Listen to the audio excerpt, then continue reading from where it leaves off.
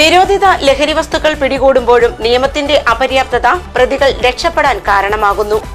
School പരിസരങ്ങളിൽ നിന്നുപോലും ലഹരി വസ്തുക്കൾ പിടികൂടിയിട്ടും പോലീസിന് ഒന്നും തന്നെ ചെയ്യാനാകുന്നില്ല.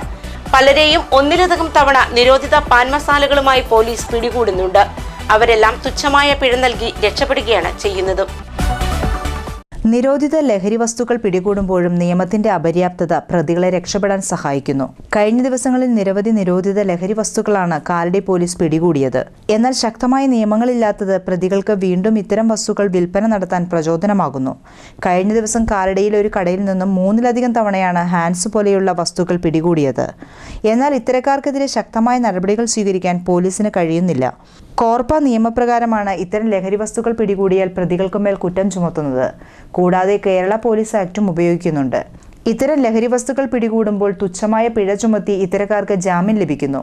ഇതുമൂലം പ്രതികളെ പിടികൂടി താക്കീത് ചെയ്യുക മാത്രമാണ് പോലീസിന് ചെയ്യാൻ സാധിക്കുന്നത്.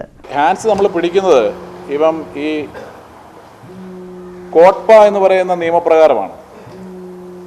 ഈ സിഗരറ്റ് ആൻഡ് ടൊബാക്കോ പ്രോഡക്ട്സും അത് അഡ്വർടൈസ് ചെയ്യുക, അത് ഈ ഒരു സ്കൂൾ പരിസരത്ത് പ്രത്യേകിച്ച് 100 മീറ്ററിനുള്ളിൽ വിൽപ്പന നടത്തുക, ഇതിനെയൊക്കെ നിയന്ത്രിക്കുക എന്നുള്ള അത് ഉദ്ദേശിച്ചാണ് ഈ നിയമം നടപ്പാക്കിയിരിക്കുന്നത്. അപ്പോൾ ഇതിനകത്ത് ഇപ്പം നമ്മൾ ഏർപ്പെടുന്ന തുകയിൽ ഇതിൻ്റെ ഫൈൻ എന്ന് പറയുന്നത് വളരെ നോമിനൽ എമൗണ്ട് മാത്രമാണ്.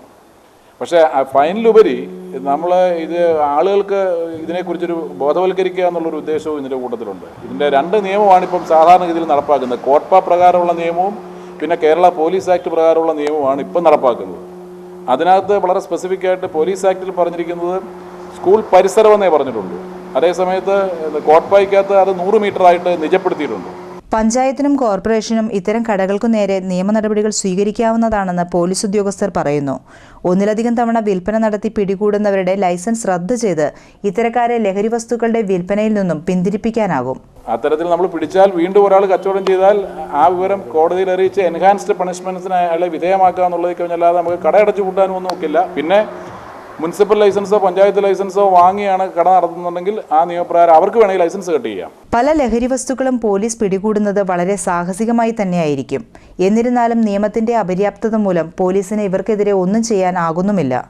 ശക്തമായ നിയമങ്ങൾ ഉൾപ്പെടുത്തണമെന്നാണ് പോലീസ് ഉദ്യോഗസ്ഥരും ആവശ്യപ്പെടുന്നത്. അതുവഴി ഇത്തരം ലഹരി വസ്തുക്കൾ ഇല്ലാതാക്കാനും കഴിയും.